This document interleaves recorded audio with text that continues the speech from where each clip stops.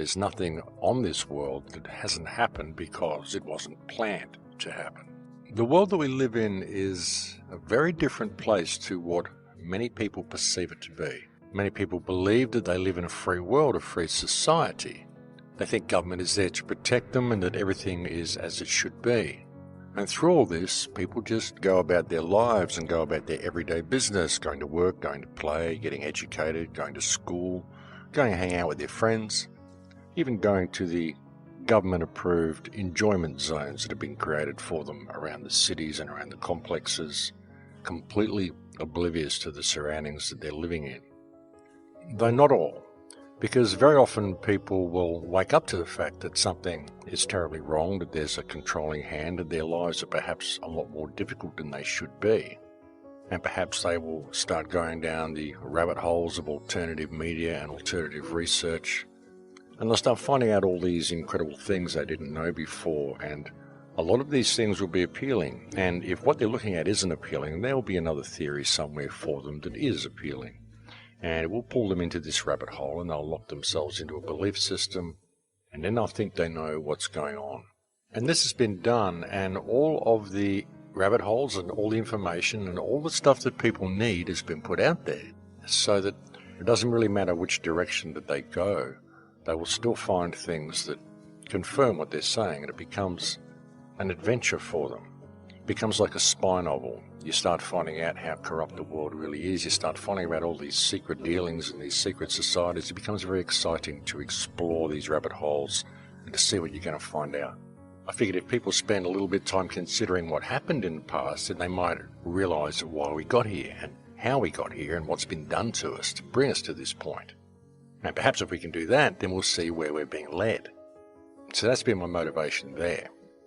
And sure, ultimately all roads lead to the same place anyway, and these things are important to find out. It is important to discover what happened in the past, but while we're doing this, it's also very important to not lose focus on what's going on around us, because all the while that we are going down these rabbit holes and finding out all these things, the system is still rolling itself out around us, and it's happening very, very quickly. And that's the problem that can happen. People can get stuck in their rabbit holes and they can fail to pay attention to what's going on around them. And all the while that they're down these holes, the world around us is slowly degrading. The system of control that we first saw that woke us up to the fact that something was terribly wrong and caused us to even want to go down these rabbit holes and explore these paths of investigation becomes something secondary to us. It's still there. We're still seeing it, but we're too engrossed in our spy novel version of reality. And we get so locked into wanting to know why and wanting to find someone to point the finger at, to really pay attention to the surroundings that we're living in and how different they are becoming. Why are all these problems there? They're there because they're legislated to be there. They're there because what we perceive to be governments is not really governments at all. And if you really step back and look at it, it's a very, very deliberate action. If you look at the world, there's nothing on this world that hasn't happened because it wasn't planned to happen. All of these problems happen because they're legislated to happen. And if we didn't have government there, then none of this legislation that inhibits our movements and inhibits our lives and decreases our potential a little bit further every day wouldn't be there. It's all there because government exists, which is how they are able to legislate all of these problems into existence. And that's why it becomes important to pay attention. And it becomes important to alert people to the reality of their surroundings. And in this process, as suggested in the opening quote, words truly are one of the most powerful things we have at our disposal. Words can be used to spread information, and if it's done in the right way, they can be used to inspire people. And we certainly need to do this because we are facing a lot of problems at the moment, we really are, and people need to be informed of what's really going on around them. Unfortunately, too many people are stuck looking into their little scrying mirrors, their black mirrors that they're carrying around in their hands, and they're locked into the virtual world, and they're not really paying attention to what's going on around them. Now, the virtual world is so attractive, it's so bright, and lots of colourful icons, and it's always larger than life, even though it is so much smaller than life. But unfortunately, through the massive amount of attention people are giving to the virtual world, they're really not paying attention to the surroundings that they're living in. And the surroundings that they are living in are becoming increasingly more controlled and increasingly less friendly for human habitation. If you really want to look at it, if you really want to look at the damage we're doing to the world, it's getting very, very difficult for people to be able to live anywhere outside major city areas. And the whole thing is one big puppet show.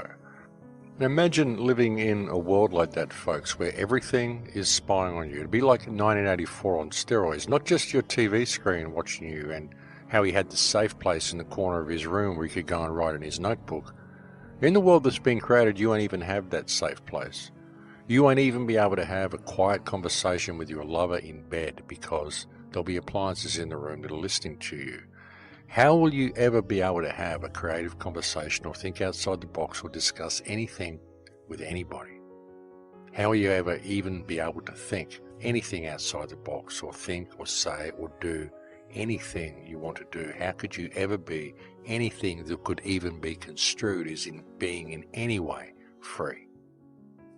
And that's the type of dystopian future that we're allowing the governments to roll out around us. And not only that, folks, if you do get blacklisted in that sort of an environment, there's nowhere to go, there's nowhere to hide, there's nothing you can go and do, there's nowhere you can go and stay, no one you can go and visit, no place you can get away from the system because the system is everywhere. Complete blanket surveillance of everything. And in that type of a society, folks, the mere threat of thinking the way the government doesn't want is enough to make everybody comply. And in that sort of a reality, the government can do anything that it wants, with anybody that it wants, and it can do so without any accountability for its actions, rape, pillage and plunder, and harvest the human herd with absolutely no recourse at all. And that's the thing, folks, it all comes down to an individual choice, and it's come down to that now. It's on the ground with everybody, it's facing everybody, it's come right to your backyard now. And we always said people wouldn't do anything about it until it was in their own backyard. Well, now it is, folks, so now's the time that you have to make a stand. The problem that we're facing is a lot of people don't really realise what the New World Order is. They don't really realise that it is the smart grid, it is the Internet of Things, the digitisation of cash and the social crediting system that's going to go along with it. And there's just all of these theatrics going on to convince people to sit back and wait for something wonderful to happen. And what they're really asking people to do is to sit back and wait for government to save them from government. So the question is what to do about it. What are the solutions? And the real problem with that is that people want solutions without really having to participate in them themselves. I mean, sure, we could create a new system and say, well, let's replace the old system with this system, but it's still a system. So these are the sorts of things we have to consider. You know, we've got to look at the way things are going now, look at the direction things are going, and nothing's seriously being done to stop it. So again, what we have to do is find a way that's going to work for us in this new system, because obviously it's changing over. You know, they're calling it the second industrial revolution, what's happening. And what we have to do is find a way of gaining control of the direction it's going to go, because it's going to go that direction, because no one's stopping it. No one can come along on a big white horse and save the world. You know, the world is a whole bunch of little independent communities and little independent people in independent houses that all have to stand up for themselves and remember who and what they are. Remember that we don't need this slavery system. We used to live in a world of cooperation. I'm absolutely certain of it. And we can do that again if we can just be prepared to put down all of our differences, put down all of the division, put down all the distrust.